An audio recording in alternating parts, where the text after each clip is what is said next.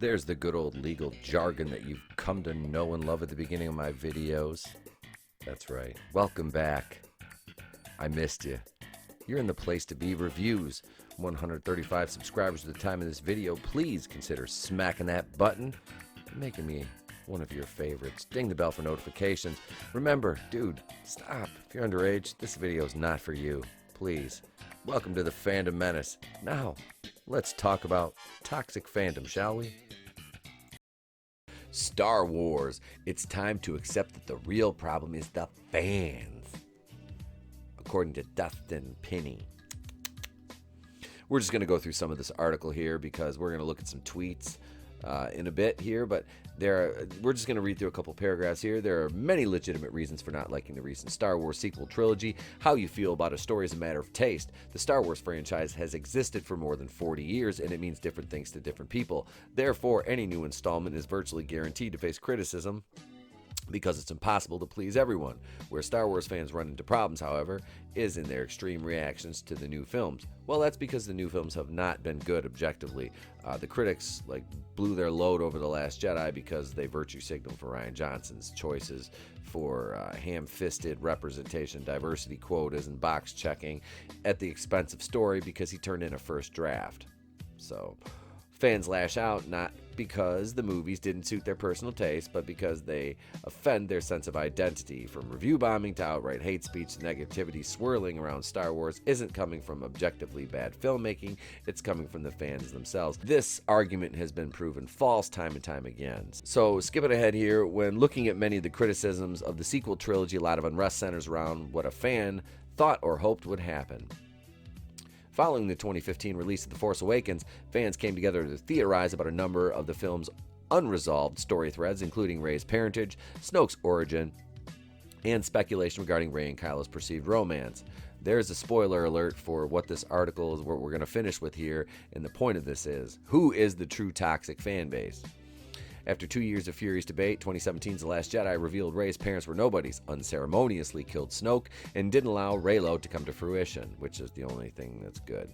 When the movie didn't go the way they expected, a vocal contingent of fans became angry. They review bombed sites like Rotten Tomatoes, harassed actors and filmmakers, false, and false, and produced countless video essays chronicling the purported sins of The Last Jedi, which is not to face any criticism, for it offers box-checking diversity, ham-fisted inclusion at the sake of story and character development. How dare you?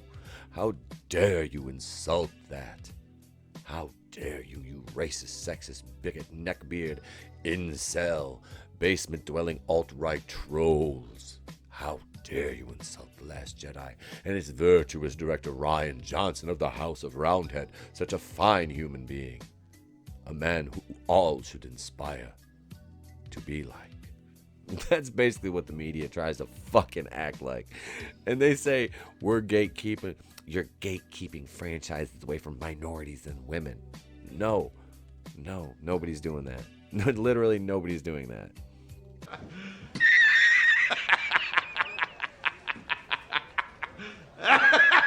The Rise of Skywalker was similarly met with backlash, albeit largely from a different corner of the fandom. Those upset Rey and Kylo's arc didn't culminate in romance, while Ben Solo found redemption, or Bendemption. He didn't survive the film. Just like in virtually any fandom, when like-minded Star Wars devotees gather to share theories, likes, and dislikes, it can create an echo chamber in which they find their views reflected back on them and thus validated. Buoyed by a sense of entitlement, theories can morph into certainties, and when those exceptions aren't met, some fans lash out. Oh, there it is. There it is. Now let's replace fans with media. Echo chamber. We're looking right at you, media. I'm a YouTuber. I'm not beholden to anybody. I can just be brutally honest and say what I want. And what I want to say and what I've said is that the sequel trilogy is garbage because it's nothing but identity politics projected onto the movies by Kathleen Kennedy and her bullshit feminism. not just feminism, because really at its heart feminism is not bad, but intersectional third wave feminism and basically misandry and man-hating like these weird purple-haired third wave land whales like to do. And yes, I said land whales because I don't fucking care, because I can say that. If that offends you, then I'm not sorry. It's ridiculous. It's nobody wants that in Star Wars. Like, really, like, you can have oh wait, why does everybody love the Mandalorian? And one of the strongest characters on that show is a female, Miss Gina Carano, a legitimate badass, complete badass, gorgeous, feminine, beautiful, but bad as fuck, strong female character resonate with so much of the fan base. Because it's Gina Carano and she's fucking awesome and she's gorgeous. And dudes love that. I'm sorry. Dudes love strong women. We're not afraid of them, man. If a guy's afraid of like a strong woman like that, then I mean he's got a little issue going on himself. But no, man, that's fucking awesome. That's completely. She's like my, I have a crush on Gina Carano. Cara Dune's a cool character. So they can do good Star Wars, and when they do things right, we praise. You did it right. We love the Mandalorian, man. That's the thing. It's like the fandom isn't toxic. The Reylos are toxic. So, all right. So we're skipping to the last paragraph here. It says, since 1977, Star Wars has delighted and inspired countless millions. The saga of that magical galaxy far, far away has touched the hearts of viewers from all walks of life. For a long time, women and people of color didn't get to see themselves as part of that world. Well, that's false, because Lando Calrissian and Princess Leia were two of the main characters in the original trilogy. Oh, there it is. There it is. They just brought Billy D. Williams back for Rise of Skywalker. But, whatever. I guess he did. Fuck me, right? He doesn't count. Neither does Princess Leia. Or like Padme. Or Mace Windu from, we can go into the prequels. I mean, Jesus, like, stop with the bullshit and the gaslighting. It's ridiculous. It's horrible, dude. Like, the media, they just cannot help themselves from like trying to gaslight people. They can sit in a theater, look up at the screen, and see people like them being heroes and saving the universe from the kind of single-minded oppressors who may have tried to keep them down in their own lives. That kind of representation or inability to accept story choices that weren't yours prevents you from enjoying the movie. Star Wars isn't the problem. But, they were talking about the Reylos being more toxic, but they couldn't help going back to their normal bullshit straw man. Let's check out these tweets, shall we? So here is J.J. Abrams' fan club, apparently. And now this I'm right girl, she has a couple of these here.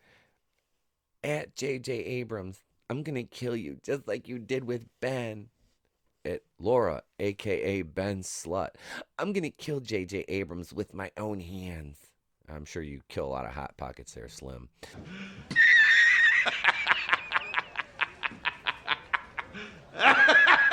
Here's I'm right again. I'm ready to kill that motherfucker. Here's another idiot. At J.J. Abrams, I will find you and I will kill you. These people, these are the same people who call us toxic for just not liking the movie, okay? I can't fucking stand how I put my life on the line for The Force Awakens and The Last Jedi just for J.J. Abrams to do this to me. Where does he live? I'm literally going to kill him. You put your life on the line for The Force Awakens and The Last Jedi.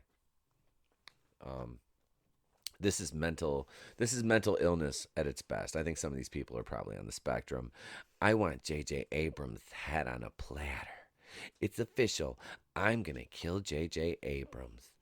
A lightsaber with the Force so I can kill J.J. Abrams. Finally seen the rise of Skywalker, and I'm going to kill J.J. Abrams with my bare hands. This kid looks like he's like 12. Here's another one. I'm going to murder J.J. Abrams. Die, J.J. Abrams. J.J. Abrams, I'm going to kill you. Festive and mad at J.J. Ontario for doing Star Wars hella dirty. Thinking about doing a murder.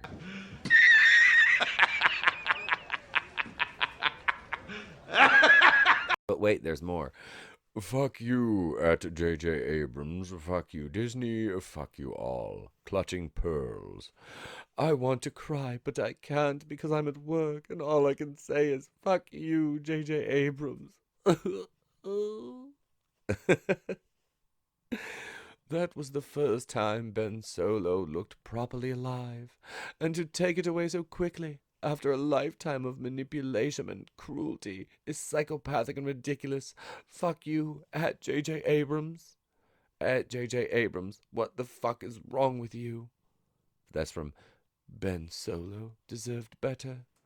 I barely. Oh, these are the good ones right here. The I need therapy tweets.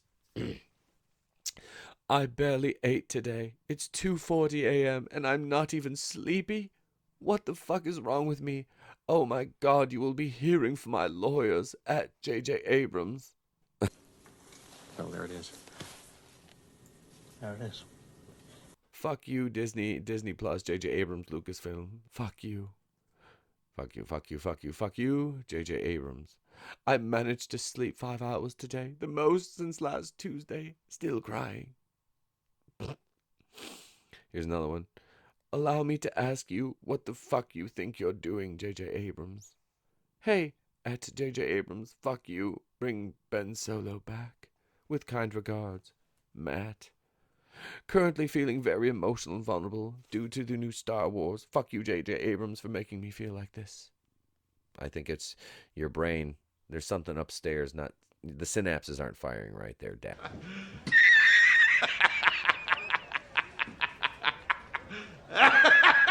At J.J. Abrams at Disney. Just y'all think about the standards you're setting for girls, telling them not to stand up to their abusers, telling them that men treating them like trash and physically and emotionally harming them is acceptable. Fuck you. Still working through my anger. Fuck you, J.J. Abrams at Disney Studios, for killing Ben for shock value and taking away his right to happiness, says a purple-haired fucking anime profile picture weirdo. Fuck you, J.J. Abrams. I went from disbelief to rage, and now I just can't stop crying. Every single Skywalker is dead. Merry fucking Christmas. Fuck you, at J.J. Abrams. Let's see. Oh, here we go, right here. Anyone who believes that in order to make a film good, you need to kill important characters off for shock value deserves death by my blade. What the fuck? Like, death by your blade. Sorry, the butter knife you use to cut your hot pockets in half so they don't burn your mouth. After Mom brings them down to the basement there, Ellie. Oh, there it is. There it is. Making J.J. Abrams pay for the damage he has done is the hill I will die on, says Fund Abortion. Sounds like you should have been aborted. I want to cry, but I can't because I'm at work. All I can say is fuck you, at J.J. Abrams. Fuck you, at Disney Studios, L.A., at Ryan Johnson, at J.J. Abrams, at Star Wars. I really wish you a slow and painful death. Like this trilogy was, you fucked up the story. You fucked up everything. You suck. Money does not mean everything. Oh my god. At J.J. Abrams, what the fuck is wrong with you? Nice job at J.J. Abrams and at Star Wars. You humiliated and lied to him. You will regret this. Fuck you. And that is some tweets from some morons on the spectrum and just some of the weirdos here on in the world of Twitter, which I just recommend staying away from. So yeah, which part of the fandom is the worst here? I mean, the Reylos are like lobbing death threats at, Lucasfilm and, J.J. Abrams and, threatening employees. But, I guess if you use, harsh words towards a movie and towards a character and say that you didn't like the way the character was developed or you thought they were shit because they just wasted screen time that could have been given to other characters who had, story arcs that were already set up and that were worthwhile. God damn, quit being a racist because you don't like the fucking shitty characters that these assholes threw at us, right? Just open up and accept it, lay back and take it. Be a good consumer. Don't think, just consume. And then get excited to consume some more, right? Because that's being a good fan. Just loving everything based on that shiny logo. Not questioning, is this actually a good product or not? No, just accept it. Oh, there it is. There it is. So in the immortal words of Jeff Goldblum, there it is. Thank you for joining the Place to Be Reviews. Hail the fandom menace. We are not a toxic group. We just are saving what we love. Here's where you can follow us on social media: Facebook, the official Place to Be Reviews fan page, private group, the Place to Be Reviews fan page, at the Place to Be Reviews on Instagram, at the Place to Be RE1 on Twitter, YouTube, Spotify, Anchor, and iTunes. Baby Yoda says thank you for joining us. Like, share, and subscribe. It has been a pleasure to be here with you. Remember, if I don't see you, have a great day and a pleasant tomorrow. Another video is right around the corner.